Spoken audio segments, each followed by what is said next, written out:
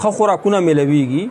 ځان نه ولې بني اسرائیل جوړه چې من او سلوا میلوېدل چې مونږ ته پیاز راکړه او مالا مسور راکړه. ځان نه بني اسرائیل والا خلک مه جوړوئ.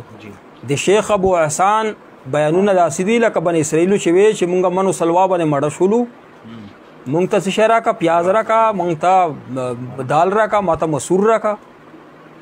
او من او سلوا تاسو ته میلویږي چې ما درته وایي زمونږ علما کرام په هر فن کې شته او زمونږ چې میډیا ته مونږ ته راغلي دا آپ کې مسایل اور ان کا حل.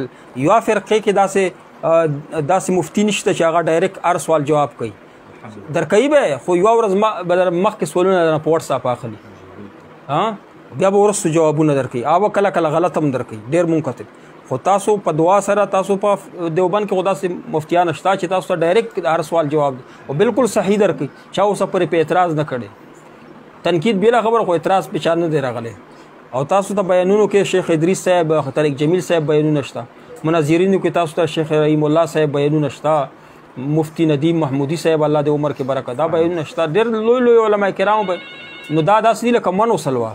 او دا شیخ ابو حسان چې کم دی دا خو داسې دی لکه ته چې دال غواړې یا مسور غواړې یا پیاز غواړې، دا کې لږې لږې فایدې شته خو ډېر نقصانونه پکې شته چې پیاز یا زیات خورې خولې نه د بوزي او میدا دې هم خرابوي.